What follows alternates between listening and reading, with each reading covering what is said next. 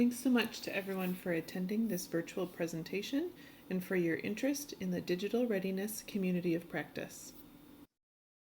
As we get started, I want to share this land acknowledgement. As a settler, someone who is not Indigenous or native to this place, I would like to acknowledge that each of us in Wisconsin is occupying ancestral land that belongs to one or more of the 12 First Nations of Wisconsin. I'm located in Madison, Wisconsin, which is the ancestral home of the Ho-Chunk, a place their nation has called Dejope since time immemorial. We are grateful to the Ho-Chunk Nation for their stewardship of Dejope, and we respect the inherent sovereignty of the 12 First Nations of Wisconsin. As we live and work and hone our practice with our communities, we encourage each of you that are settlers or not Indigenous to explore and learn about the communities and Native nations who lived, still live, and steward the land on which you live and work. So here's the journey we're taking you on today. We're going to tell you a little bit about ourselves, what this project is and where it came from. We're going to talk to a couple of practitioners who have benefited from this work, and then we will leave some time for live Q&A at the end.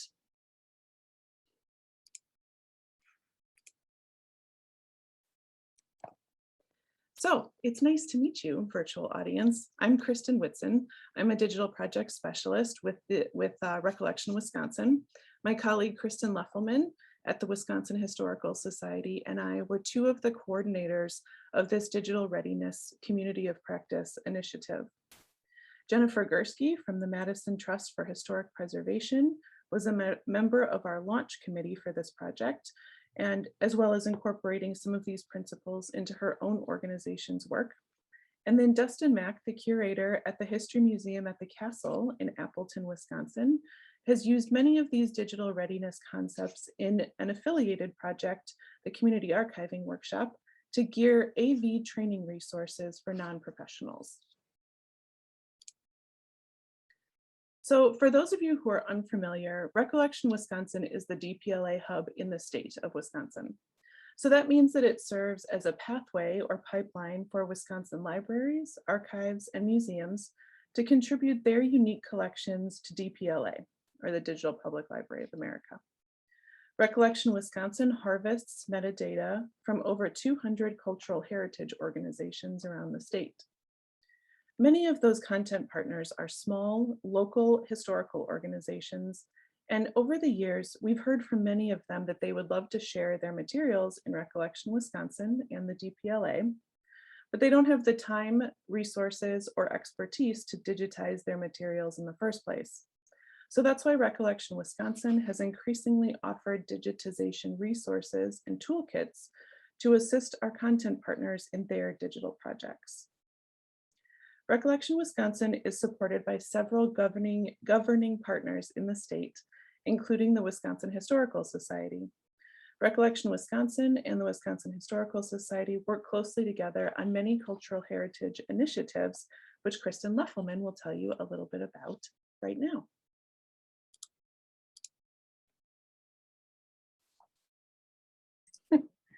Thanks, Kristen.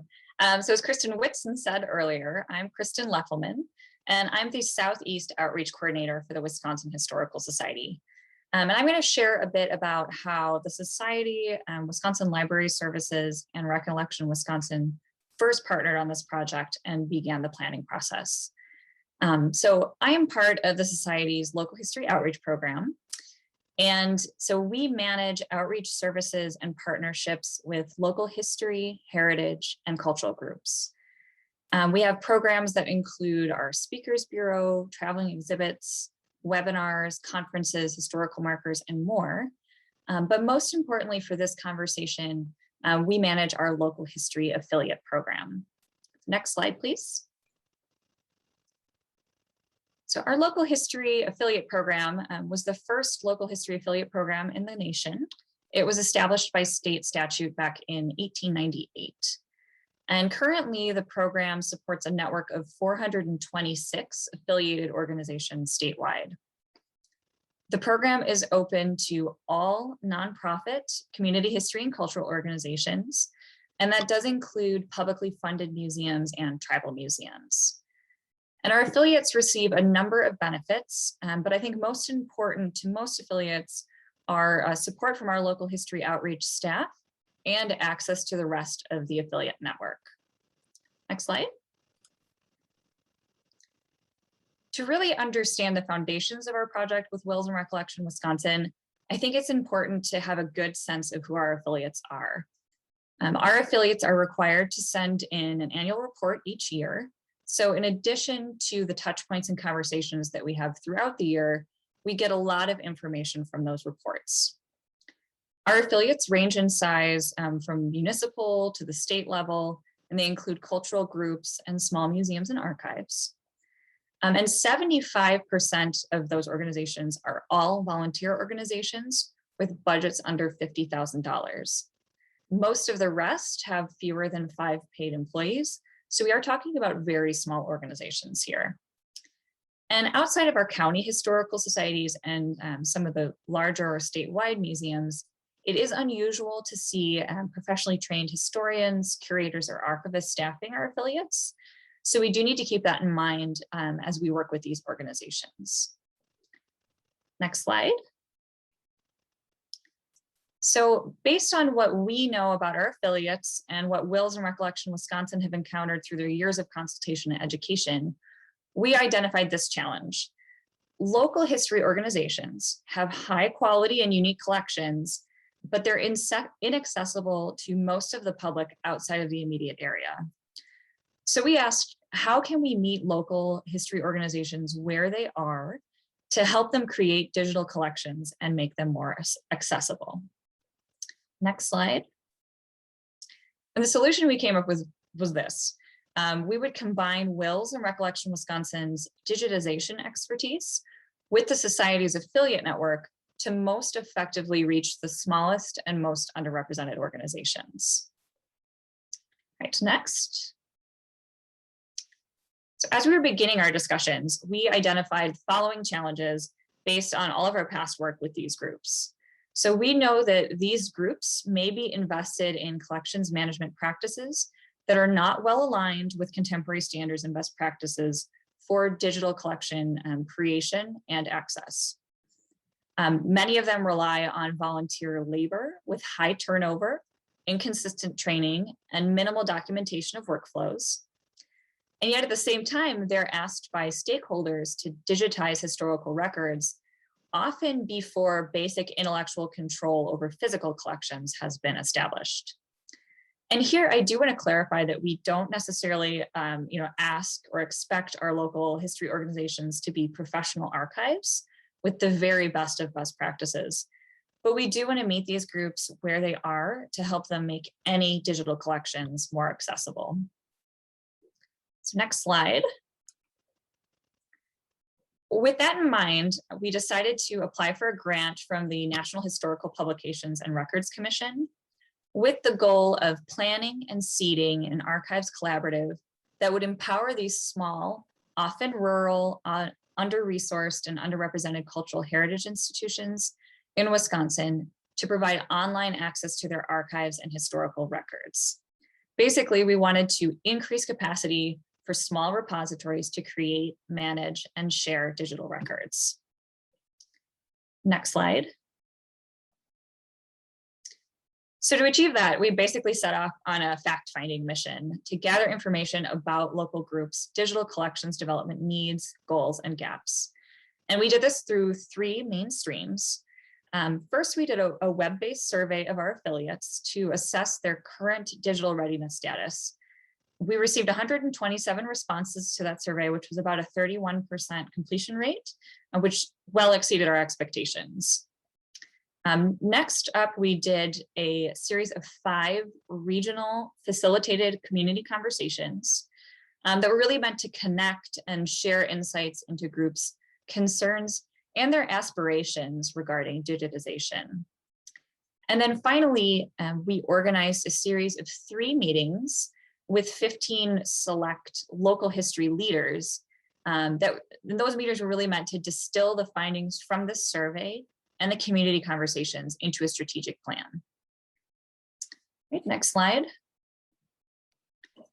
So through those touch points, we learned or confirmed that local organizations were already digitizing content, but usually or often without guidelines. They were digitizing content, but it wasn't available online. Or if it was most likely to be available only through the local group's website or Facebook page. And then likely because of that lack of accessibility, the primary users of the content were staff or volunteers. We also learned that organizations kind of preferred to turn to peer organizations for support to really see what like organizations were doing to succeed in their digital projects.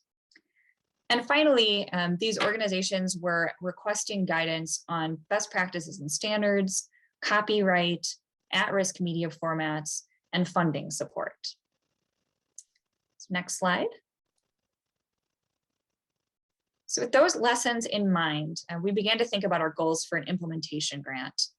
And those were to form a community of practice to start identifying those best practices and benchmarks for digital collection creation and management, to provide a roadmap for public history organizations undertaking digital projects. And that's really from start to finish and all sorts of points in between. And then ultimately to improve public access to and engagement with these digital community histories so local groups could better share their unique collections. So with that, I'm going to pass this back to Kristen Whitson to continue our story. Thanks, Kristen.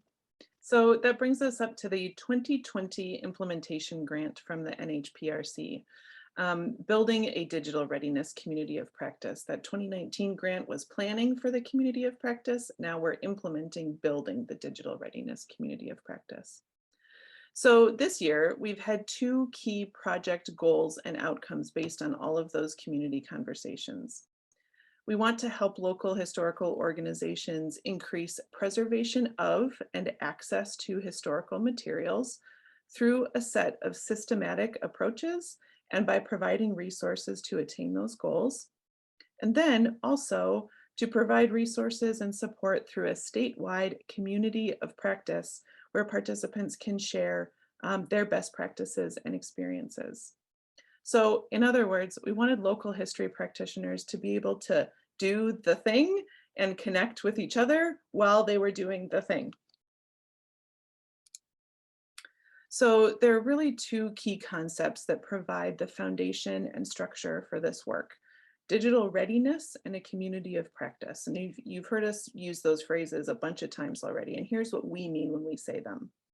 So digital readiness, for our project, we define it as having the knowledge, tools, resources, and infrastructure to provide online public access to archives and historical records.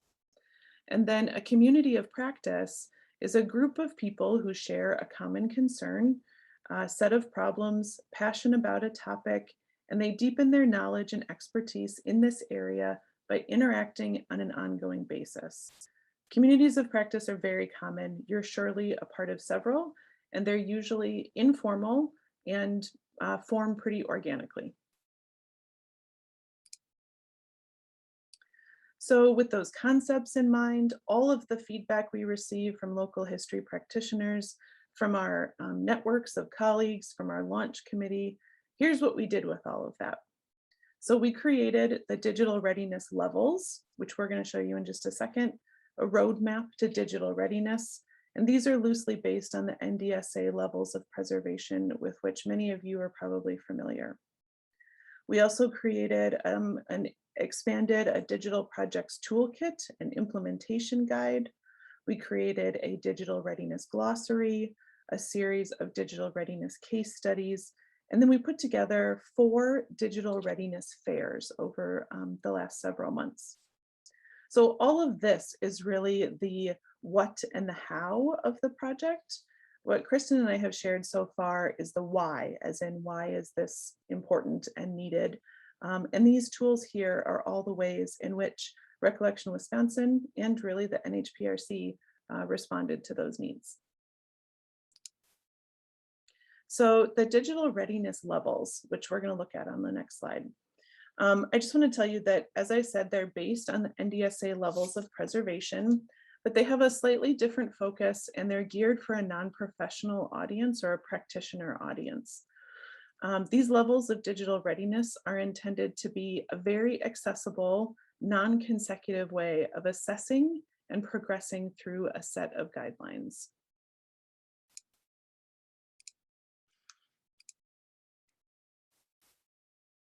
So as you can see here, the levels are set up in 7 focus areas across 3 different tiers.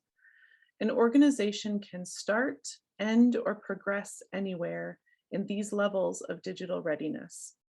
These are intended to be a roadmap for where to start and where to go on various parts of a digital project. Emily Fotenhauer and Vicki Tobias of Recollection, Wisconsin, who some of you may know, drafted this document after several rounds of soliciting and incorporating feedback from a network of digital projects and local history colleagues. So in keeping with that community of practice, community-driven model. You'll see that the functional areas here, focus areas, hew pretty closely to the actual experience of taking a project from beginning to end. And that's on purpose. These levels are meant to fit the real life, everyday experiences of cultural heritage practitioners in small and under-resourced historical organizations. The second page here, we have a whole check as you go section, which really emphasizes the recursive nature of this process. So you do a thing and you check to make sure it's working. You do another thing and you check to make sure that you documented that thing. We wanted to include these here because they're questions that cultural heritage and local history practitioners really find themselves asking and answering during the stages of their digital projects. So that's the digital readiness levels. Among the many pieces of feedback we've heard throughout the years was a strong desire to meet up with other practitioners to talk about these digital readiness basics. So many local history practitioners are web savvy and many are not.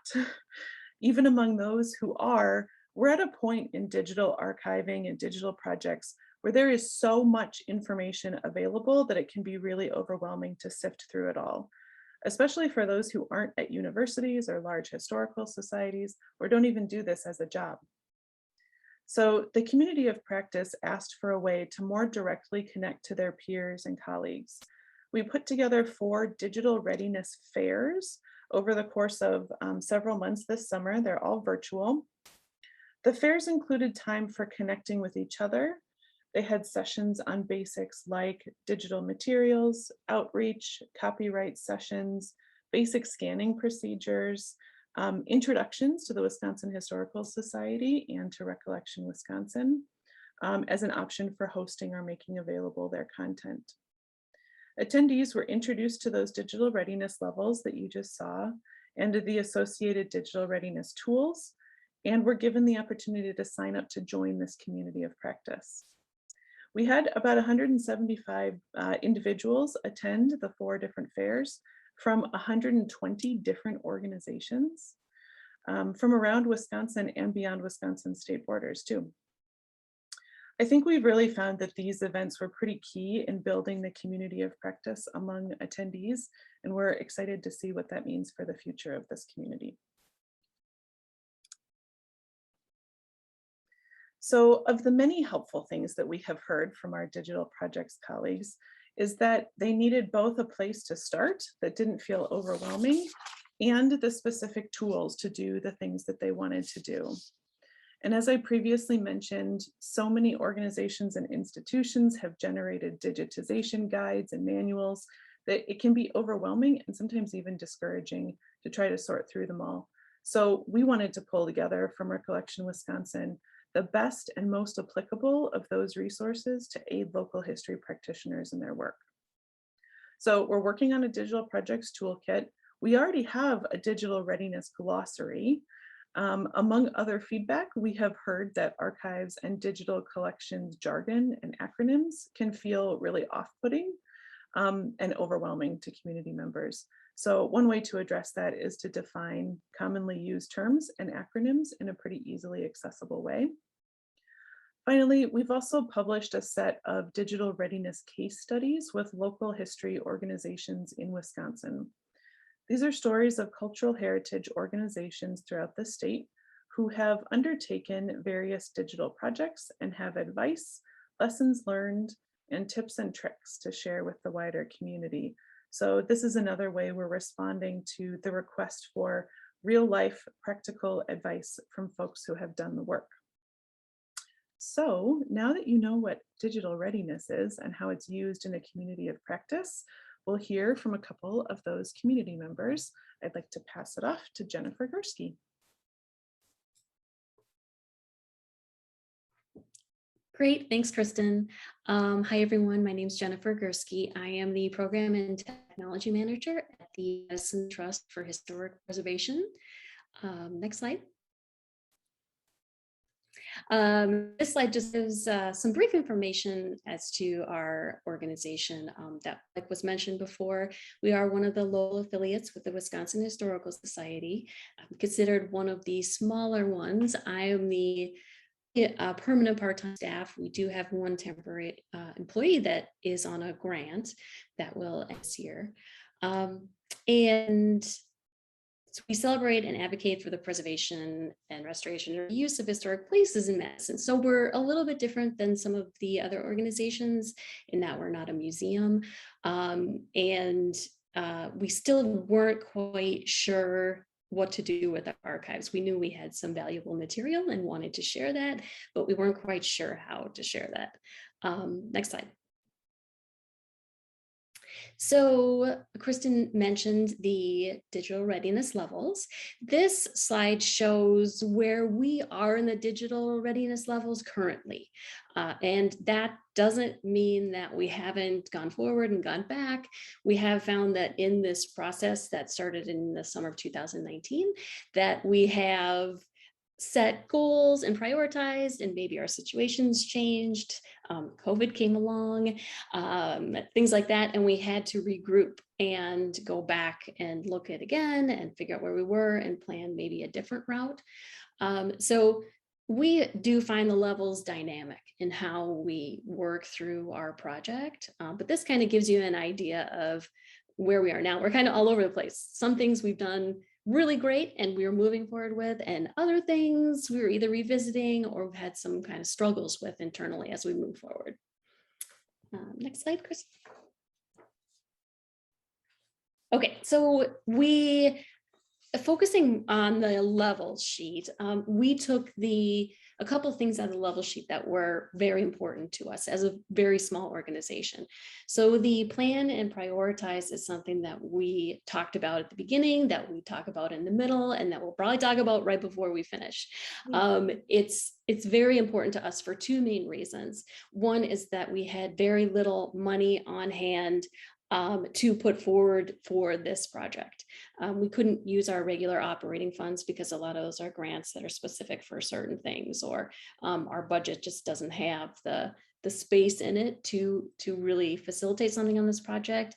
And we didn't have any staff dedicated to it. So my job description doesn't include any of this work. And so we had to figure out how to do this project without really money or staff, which made it very challenging at the beginning and a little scary.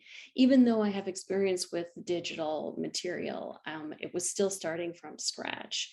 And so setting our goals based on these reasons were really key for us. We really had to think about, why do we want to do this? Why is it worth it to do it for us? Because we're going to have to expend some time getting those things in place, even though we really didn't have the money or the staff.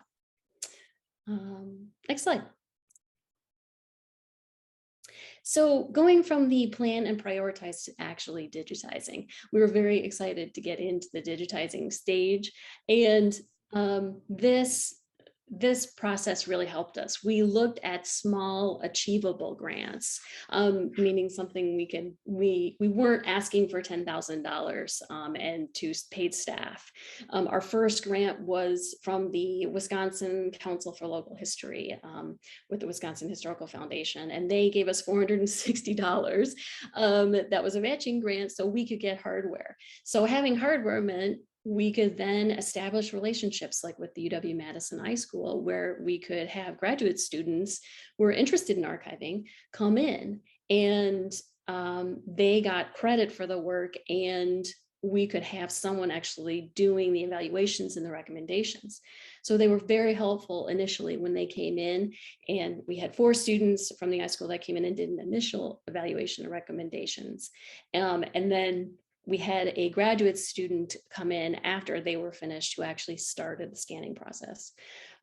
The established community relationships for us, key. I mean, we really have met so many wonderful people, the community of practice, the iSchool, Fiore companies who donate space to us for the last 2 years for free to house our archive material so we can scan it. So these types of things really enabled us to be able to kind of move forward with our projects. And they were definitely key where we could start scanning material.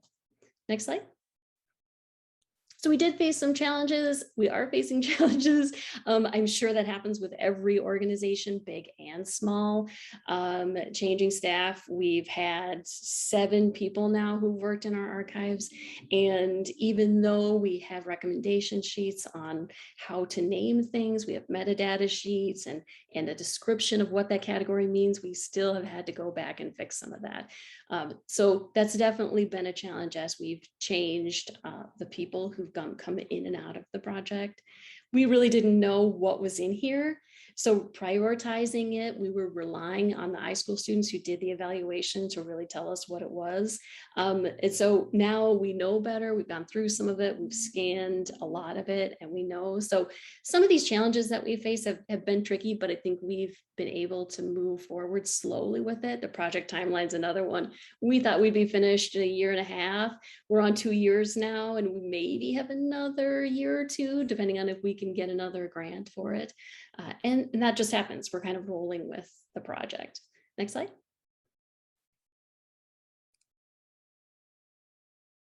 Oh, I think there's one before that. Yes. So project outlook, we're positive that this project is really in a good place. We were able to hire an archives assistant with the second grant that we got, and over half done. And hopefully we expect to load some of these documents in January 2022 so that they're accessible to the public, accessible to us. And again, we just wanted to emphasize that these levels are dynamic for small organizations like ours. It's very hard to hold structure. It's very hard to have a plan and stick to that plan. We needed to be able to say, well, now we don't have a space anymore. We need to pivot and figure out where we're going to do this. Do we find a co-working space? Can someone donate space? Is someone going to do it in their home? Those types of things have been really tricky. But I think also being part of this digital readiness community practice has been great because we've talked with other organizations who've gone through the same thing. We've been able to get advice and share advice and really create these relationships that have helped us sustain the project, which has been great. And next slide. And with that, we just wanted to show one more time kind of where we are and how, we've had ups and downs with this project, but we've definitely been able to move forward. And one of the things that's really helped us is looking at these levels, is being part of the community of practice, understanding that, we might be bronze here, we might be gold here. Does that mean we have to put a little more effort into this area? So this type of group and this community, I think, has been really helpful for us in getting our project kind of off the ground and going and hopefully finished in the next year or 2. And with that, I think I'm going to pass it to Dustin. Thanks, Jennifer. So I'm Dustin Mack. I'm the chief curator for the History Museum at the Castle here in Appleton, Wisconsin, which means that I get to do a little bit of everything in my job. So if we can go to the next slide. So we have 4 full-time professional museum employees at the museum. We have a number of part-time staff that work here. Our budget is annually about $325,000, and we serve an average of 40,000 people every year. about half of those people each year come from beyond 100 miles of our area, which means that we're getting people from out of state, from Minneapolis, Chicago, all over the place that are visiting our museum. So that makes us slightly different from your average small museum. In 2018, we won the National Medal for Museum and Library Service. We take a lot of pride in being engaged in our community and telling stories that are sometimes difficult to tell, but are pointing towards the truth. And we see that as a way of building continuity and moving forward together. And we're just really proud that we were recognized for that on the national level. And that's something that we always continue to do. So our mission broadly then is to inspire people to discover the history of the Fox Valley, which is where Appleton is located. And we do that through exhibitions, education, and collections. And as the chief curator, all three of those aspects fall to me. So while today we're talking about collections, it's not the only thing that I'm focused on, which makes our experience here kind of beneficial to other organizations. Kristen, could you switch to the next slide? So the History Museum at the Castle is also an affiliate of the Wisconsin Historical Society. And in 2019, we became a regional partner for a community archiving workshop, or a CAW. And that was through a grant through IMLS, which is focused on identifying collections and then preserving specifically audio-visual collections and preparing those for digitization. And so the History Museum fell into kind of this sweet spot as a test subject. So we are on the larger end in Wisconsin, but we were on the smaller end nationally to be a CAW participant. So people on either side can learn from our experiences. So with that, then we picked a project that we thought would be relatable to smaller organizations and kind of drive home to a national audience what the challenges that we deal with as a small organization. So we have about 1,000 square foot archive, and it had a number of audio cassette tapes in it. And some of them we knew what they were, some of them they didn't. But we honed in on one particular collection that was 90 oral history interviews that were done between 1979 and 1980. And there was a really rough kind of handwritten sheet that was semi-documenting what was in this collection, but we weren't 100% sure if that was accurate or what that actually meant. So in terms of the digital readiness levels, then we were definitely bronze star level on these things. So for planning and prioritizing, we knew that we wanted to make this digital work fit with our mission. We knew that it did. And we kind of knew the policies that we wanted to adopt, but we hadn't moved into the silver category yet.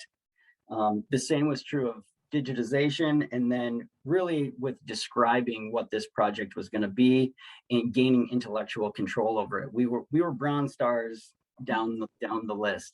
So that was a little bit discouraging, but it was also eye-opening in that there was a roadmap going forward. We're used to doing digital projects that related to photographs, but we hadn't branched into audio visual collections yet. So this was going to be a good test for us. So as part of the CAW, what we were trying to do was develop very basic instructions for other organizations to follow so that they could quickly identify what was in their collection, what it meant, what items might be at risk, and what needed to be prioritized for digitization. And then we developed a template in a spreadsheet where these volunteers, generally volunteers from these different or smaller organizations, could sit down and input that information so that would be readily accessible. And the thing that we kept coming back to was simplicity in the directions, and this idea that oftentimes it is volunteers, as Jennifer said, and there's a high turnover level with that. And so to get those instructions to be simple and repeatable by various people who would come into that process, that was one focus.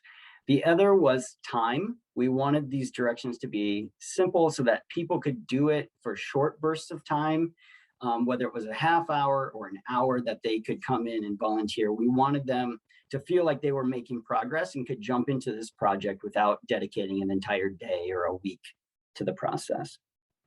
And the other thing was the idea of the budget.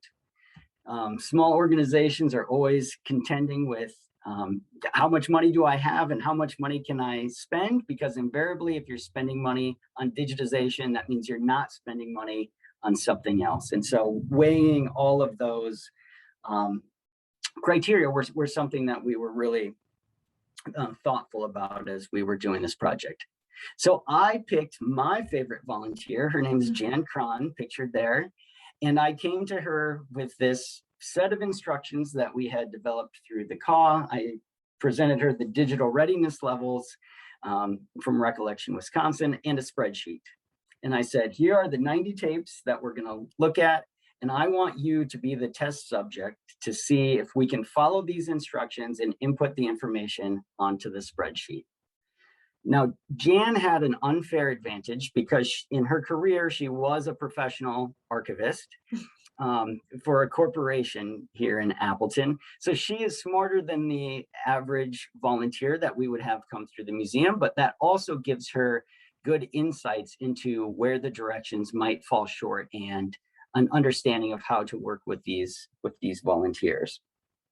So Jan set to work doing this inventory, and I'm extremely grateful for her that she tackled that project, because now as a result, we know what the contents are. We have intellectual control over those oral histories, and that they're now accessible on this spreadsheet. It's not accessible to the public yet, but it is now something that the staff and our volunteers can easily access and use. And the entire collection is now safely stored and it's ready for digitization. We haven't been able to take that next step yet, but we are ready to advance onto that level.